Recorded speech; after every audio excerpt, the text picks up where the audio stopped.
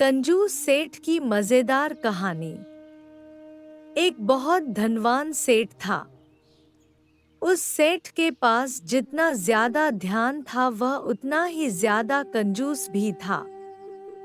1 रुपया खर्चा करने से पहले भी वह सेठ पहले यह सोचता था उसकी भरपाई कैसे होगी। कभी अगर थोड़े पैसे खर्च हो भी जाए तो उसे रात को नींद नहीं आती थी। इस सेठ के रिश्तेदार और दोस्त हमेशा उससे दावत मांगते थे, लेकिन किसी ना किसी बहाने से सेठ उन्हें टाल दिया करता था। एक बार व्यापार में सेठ को बहुत बड़ा मुनाफा हुआ। सेठ के दोस्त और रिश्तेदार उसके पीछे पड़ गए कि अब तो उसे दावत देनी ही पड़ेगी।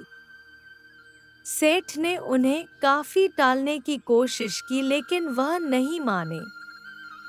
आखिरकार बेमन से ही सही सेठ हो उन्हें दावत के लिए हाँ कहना पड़ा। सेठ ने सभी को बेमन से हाँ तो कह दिया, लेकिन अब वह पूरा समय यही सोचते रहा कि जो खर्चा होगा उसकी भरपाई कैसे की जाए। इसी चिंता में उसे रात को नींद भी नहीं आई। लगातार सोचते रहने के कारण आखिरकार उसके दिमाग में एक युक्ति आई। सेठ ने तय किए दिन सभी को दावत पर बुलाया। हलवाई तरह तरह के पकवान बनाने लगे।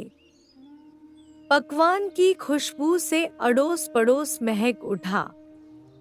एक तरफ जहां सभी लोग पकवानों की खुशबू में खोए हुए थे, दूसरी तरफ सेठ ने अपने नौकरों को बोलकर सभी के चप्पल और जूते बोरों में भरवा लिया और शहर में व्यापारी के पास गिरवी रखवाने के लिए बोल दिया।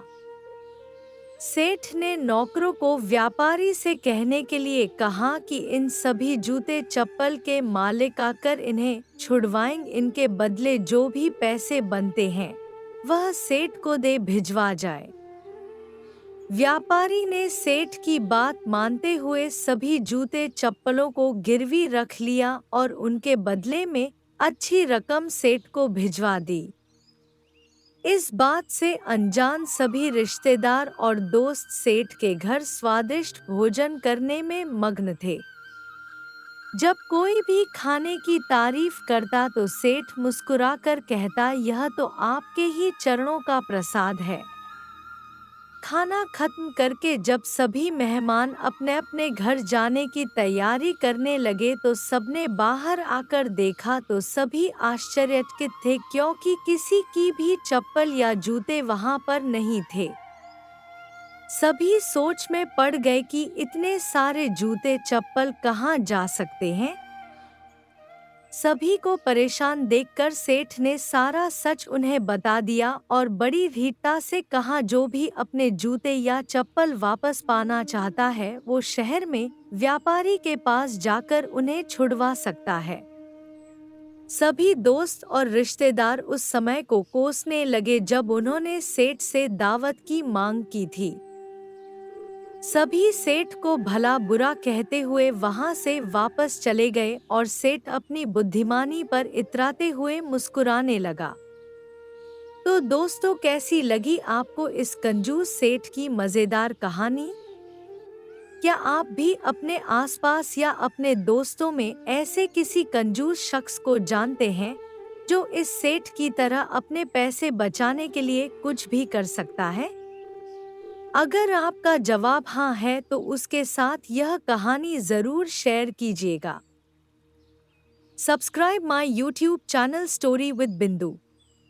कमेंट, लाइक, शेयर, सब्सक्राइब करना ना भूलें। नमस्ते दोस्तों। Thank you so much.